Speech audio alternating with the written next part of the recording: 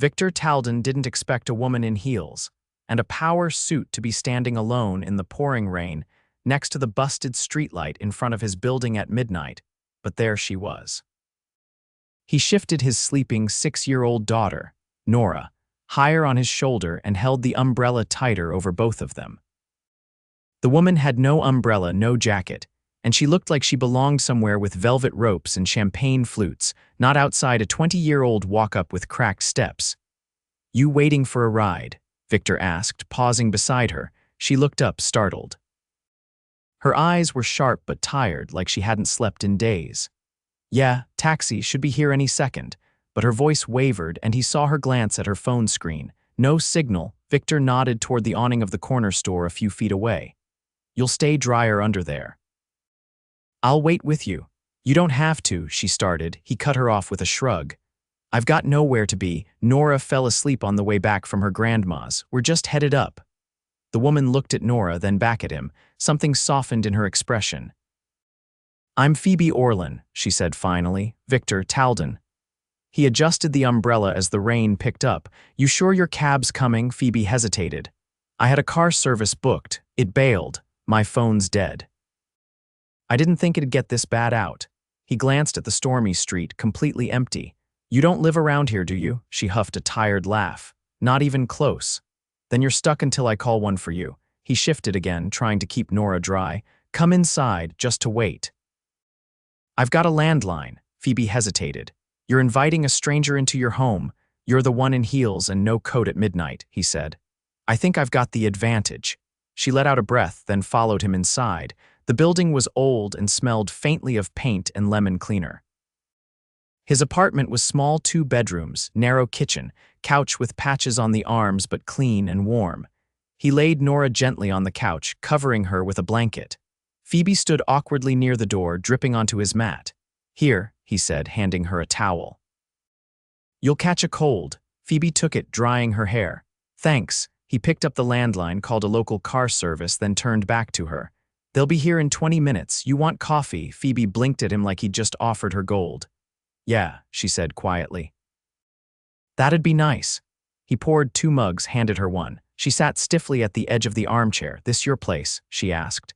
"Yeah, moved in 3 years ago after the divorce. Rent's manageable. Nora's school is down the block." Phoebe nodded, sipping. "She's beautiful."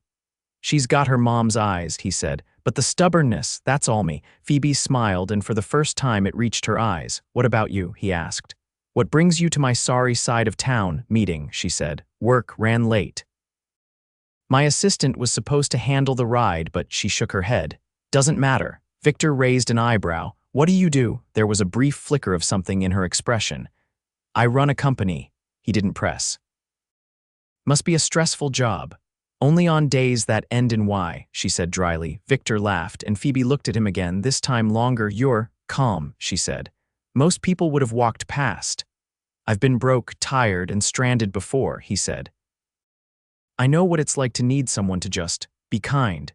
Phoebe looked down at her coffee like she didn't know how to respond to that. Outside, headlights flashed through the window. "That's your ride," Victor said. Phoebe stood, then paused. "Thanks for everything." "Anytime," he said. "You okay getting in?" She nodded, hesitated, then reached into her purse. "No," he said gently. "Don't try to pay me, just get home safe." Phoebe blinked, startled. I wasn't trying to pay you. I was going to give you my card in case you ever need a favor." He chuckled. "Can't imagine what kind of favor a guy like me would need from someone like you." She looked at him, her expression unreadable. "You'd be surprised." Victor held the door open for her. She stepped out, then turned back. "I'm really glad you waited," she said quietly. He nodded. "So am I." The cab doors closed. She was gone. Victor didn't expect to see her again. But 5 days later, she showed up at his building, dry this time, in a tailored navy coat and heels that probably cost more than his rent. "Phoebe," he asked, stunned. She smiled. "You said anytime." "I figured today's a good day." He stepped aside, heart thudding. "You want coffee only if you join me," she said, and just like that, everything started to change. "I brought something," Phoebe said, stepping into the apartment with a white paper bag in one hand and a flicker of unfamiliar nervousness in her voice. Victor had barely opened the door. still in the middle of brushing crumbs off the counter from Nora's half-eaten breakfast waffle. He blinked at the bag, then at Phoebe. Her coat was different today, longer, camel-colored, belted at the waist, but the heels were just as sharp, and so was the scent of something expensive and subtle that trailed behind her. "You didn't have to bring anything," he said.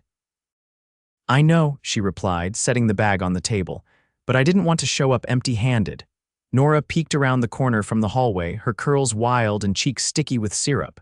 She stared for a second. "Hi," Phoebe said, crouching slightly. "You must be Nora." Victor cleared his throat. "She's not usually shy." "I'm not shy," Nora said flatly. "I'm cautious." Phoebe grinned. "Smart." Victor gave Nora a look. "Why don't you go finish your juice?" Nora shrugged and padded back to the kitchen. Phoebe straightened, smoothing invisible wrinkles from her coat. "She's sharp," she said. "I like her." "So," Victor said, gesturing toward the bag. "What's in there?" "Pastries. From a place on the east side, probably too sweet, possibly pretentious." She paused. "I wasn't sure what you liked." "I like that someone brought me breakfast," he said. "That's new." Phoebe glanced around. "Do you always cook for her in the mornings?" "Unless it's cereal day." "Then she's on her own." He opened the bag and pulled out a flaky kvass filled with something that glistened faintly with lemon glaze.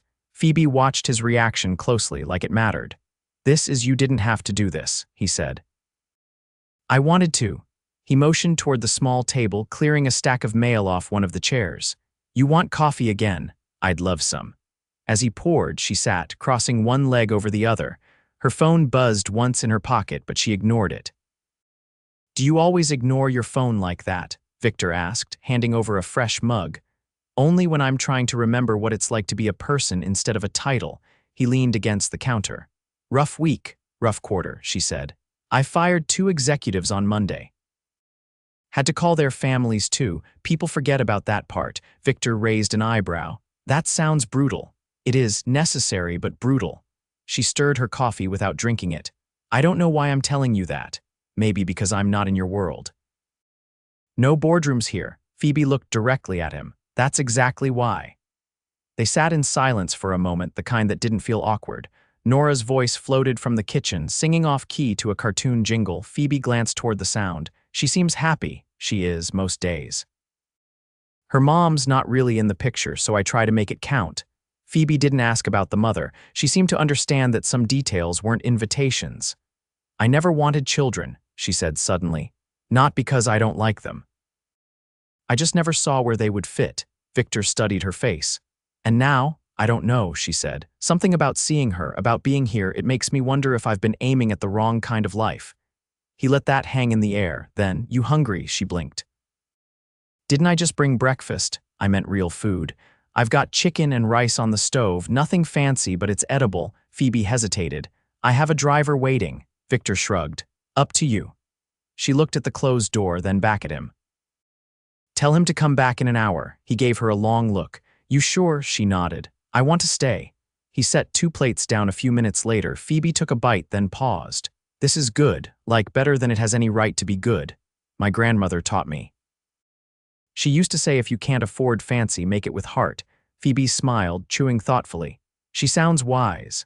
She also used to bet on greyhounds, so maybe not that wise. Phoebe laughed, a real one this time, and Victor felt something inside him shift. As they ate, Nora wandered back in and climbed into Victor's lap, watching Phoebe with open curiosity. "Do you like dogs?" Nora asked. Phoebe nodded. "Very much." "Do you like swings?" "I used to. Haven't been on one in a while." Nora looked serious. "If you stay longer, we can go to the park. There's a big one with really fast slides." Victor gently nudged her. "Let her finish eating, kiddo." Phoebe met Nora's gaze. "I'd like that. Maybe we can do that soon." Nora beamed. Victor watched, quiet. Something about the way Phoebe's face softened when she looked at his daughter, it wasn't just polite. It was real, and he hadn't seen that in anyone in years. As Phoebe stood to leave, she paused at the door. "Victor," she said, adjusting her coat, "I have a charity dinner next week, formal. Black tie, I need someone who won't try to impress anyone." He raised an eyebrow. "You're asking me to be your +1. I'm asking you to come with me, not as a statement, just because I want you there." He leaned against the frame.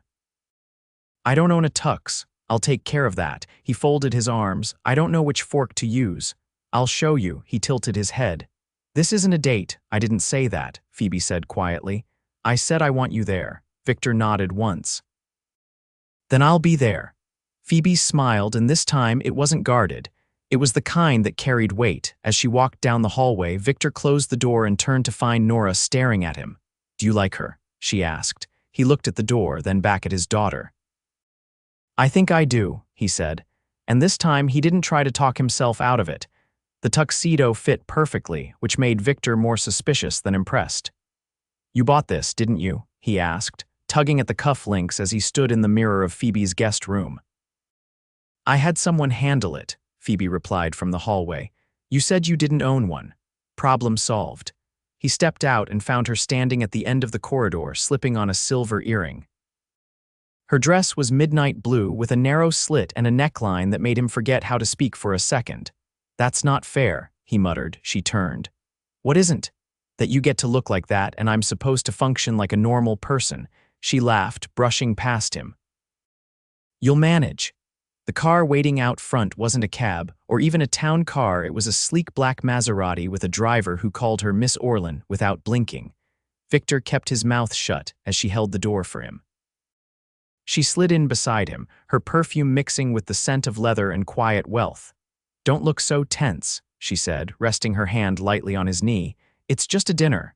You mean a ballroom full of people who probably own islands and hedge funds. She tilted her head.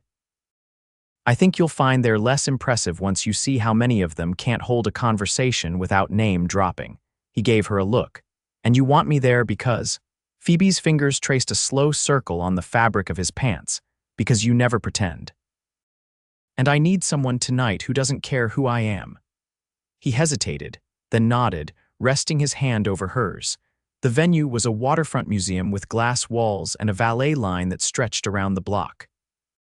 Inside, the lighting was low, the champagne was flowing, and every guest looked like they'd stepped out of a magazine. As they entered, heads turned. Phoebe's presence was magnetic, the kind that demanded attention without asking for it. But it was the man on her arm, unfamiliar, unpolished, and quietly self-assured, that sparked curiosity.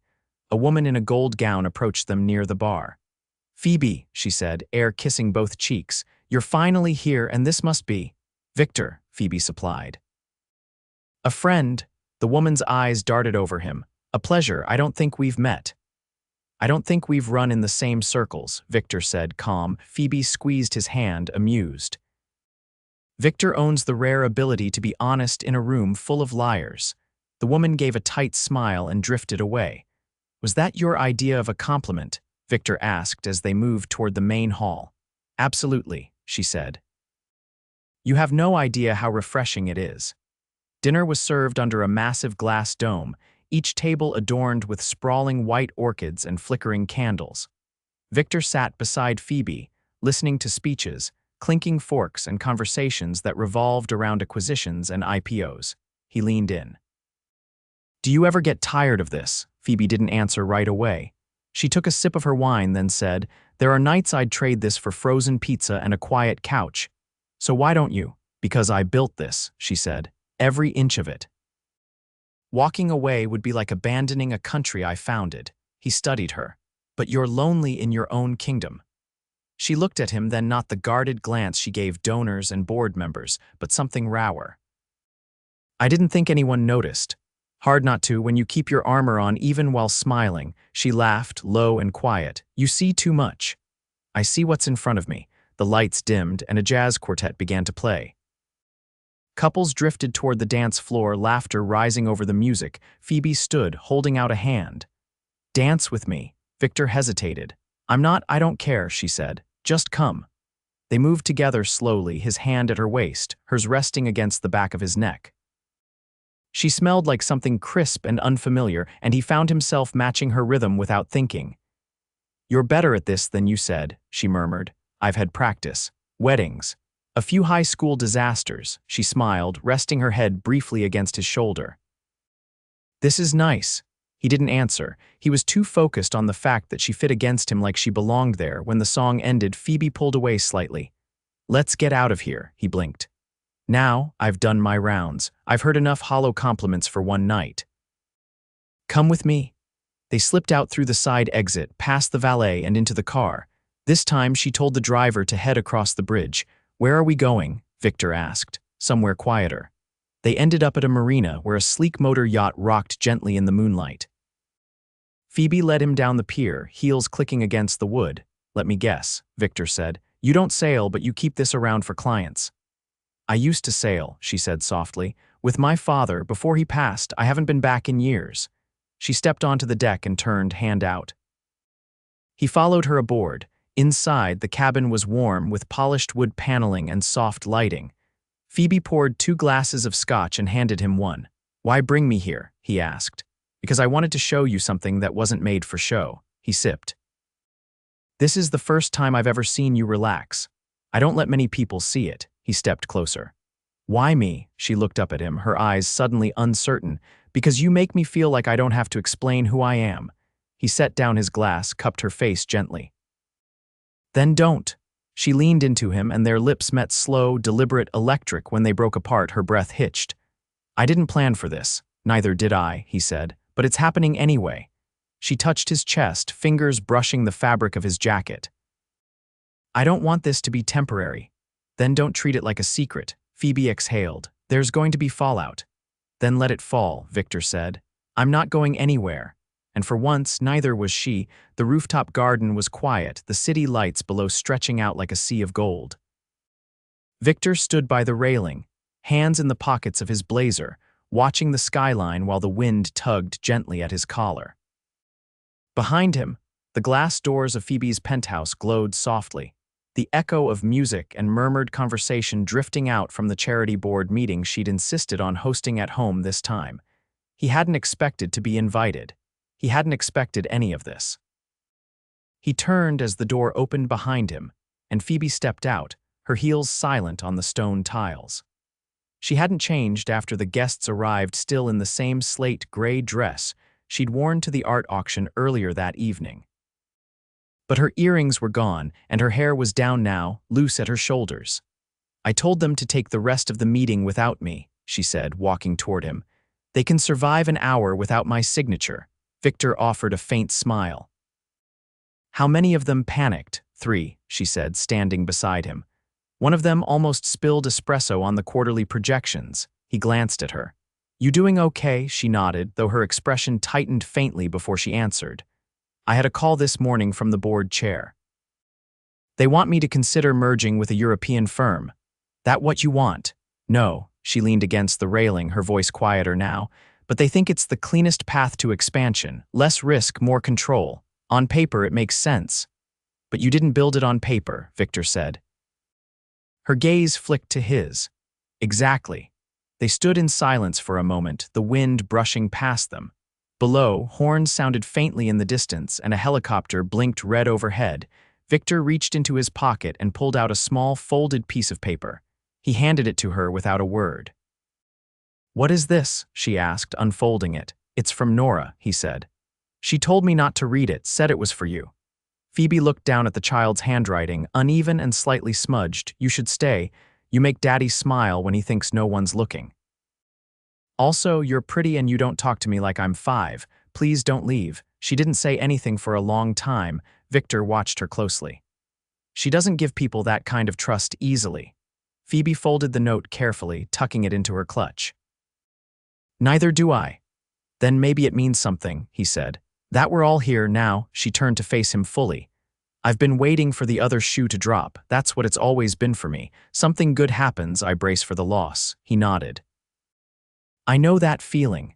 But it hasn't dropped, she said. Not once since that night outside your building. Victor stepped closer.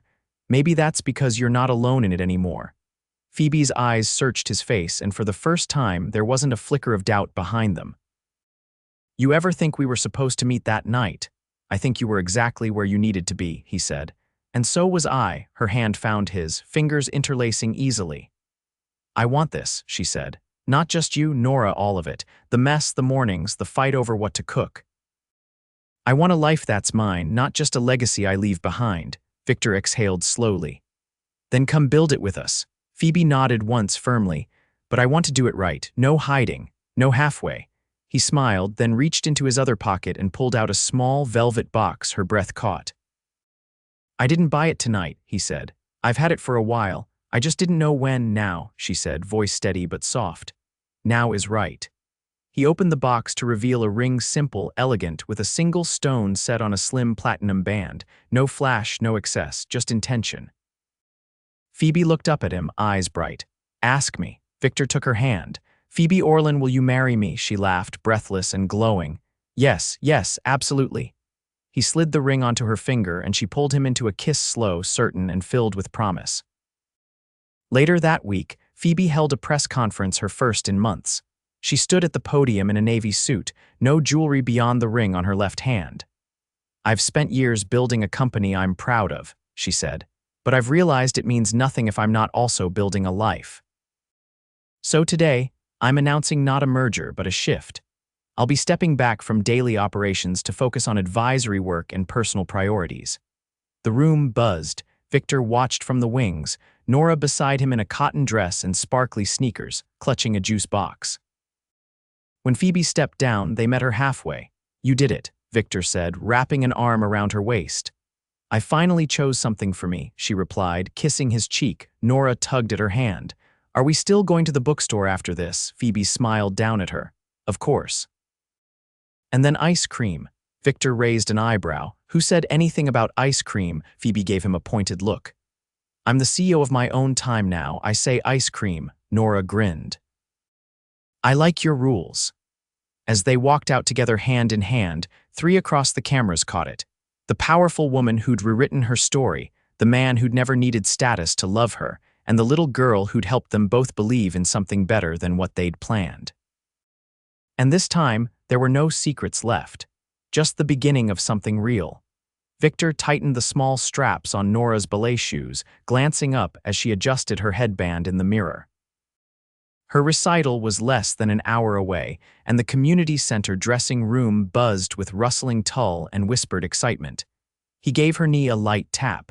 "You nervous, kiddo?" Nora shrugged, then pulled her shoulders back. "Not really." "Miss Dana says I have good posture under pressure." Victor grinned. "She's not wrong." Phoebe appeared behind them, holding a small box wrapped in tissue paper. She wore a soft lavender dress, nothing flashy, and her hair was pinned with delicate silver clips that Nora had picked out from a craft store the week before. She knelt beside them. "This is for you," she said, offering the gift to Nora. "But you can't open it until after your performance." Nora eyed it, then gave a solemn nod. "Deal." Phoebe's eyes met Victor's. "Ready, as I'll ever be." They took their seats in the 3rd row of fold-out chairs, surrounded by proud parents and the hum of low conversation. Phoebe rested a hand on his, fingers threading naturally between his.